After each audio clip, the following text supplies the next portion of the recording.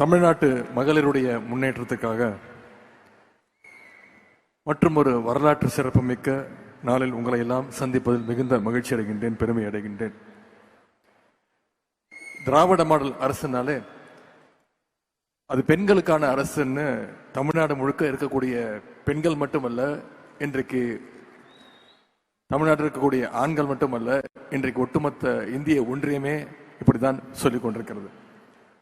அதற்கு காரணம் நம்முடைய மாண்புமிகு முதலமைச்சர் அவர்கள் ஒவ்வொரு திட்டத்தை கொண்டு வரும்பொழுதும் அதுல மகளிர் முன்னேற்றத்தை மனசுல வச்சு ஒவ்வொரு திட்டத்தையும் செயல்படுத்தி வருகின்றார். இன்னைக்கு பெண்கள் பல துறைகள்ல முன்னேறி வர்றதையும் சாதிக்கிறதையும் பார்க்கும்பொழுது நாம ஒவ்வொருத்தரும் பெருமையோடு சொல்லலாம், இதுதான் எங்கள் தமிழ்நாடு, இதுதான் எங்கள் தமிழ் பெண் அப்படின்னு பெருமையோடு சொல்லிக்கொள்ள அளவுக்கு நம்முடைய மாநிலம் இன்னைக்கு செயல்பட்டு கொண்டிருக்கிறது. இன்னைக்கு பெண்ணுரிமையில இந்தியாவுக்கே தமிழ்நாடு தான் ஒரு எக்ஸாம்பிள், முன்னோடி மாநிலமாக திகழ்ந்து கொண்டிருக்கிறது. இந்தியாவில் மற்ற மாநிலங்கள் எல்லாம் பெண்களுக்கு உரிமையை தரணும்னு பேசிட்டு இருந்தப்போ, உங்களுக்கு உரிமை என்பதை தாண்டி அதிகாரத்தை கொடுத்திருக்கக்கூடிய மாநிலம் தமிழ்நாடு, நம்முடைய திராவிட மாடல் அரசு, நம்முடைய முதலமைச்சர் அவர்கள். தந்தை பெரியார் கிட்ட போய் ஒரு முறை, நீங்க பெண்ணுரிமை பத்தி பேசுறீங்களே, பெண்களுக்கு என்னெல்லாம் உரிமை கொடுக்கணும்னு ஒருத்தர் கேட்டார். அதற்கு பெரியார் சொன்ன பதில் ரொம்ப சிம்பிளா சொன்னார். பெரியார், ஆணுக்கு என்னென்ன உரிமைகள் இருக்கோ அது எல்லாமே பெண்களுக்கு கிடைக்கணும் அப்படின்னு சொன்னார் பெரியார். பெண் அடிமைத்தனம் ஒழியணும்னா 2 விஷயங்கள் முதல்ல நடக்கணும்னு சொன்னார் பெரியார்.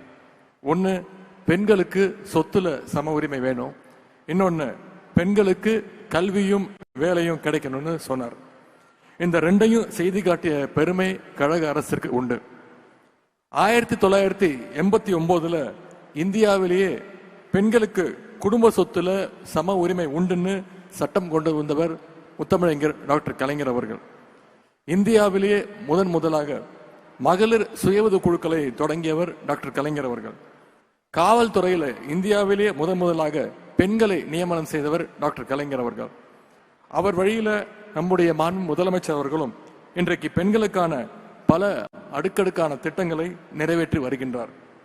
2021 தான் முதலமைச்சராக பொறுப்பேற்ற அன்றே அவர் போட்ட முதல் கையெழுத்து மகளிருக்கான அந்த விடியல் பயண திட்டத்திற்கான கையெழுத்து.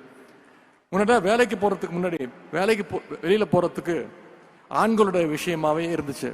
ஒரு வீட்டுல வேலை செய்யறவர்னா அந்த குடும்பத்துடைய ஆண்களாக மட்டுமே இருக்கும்.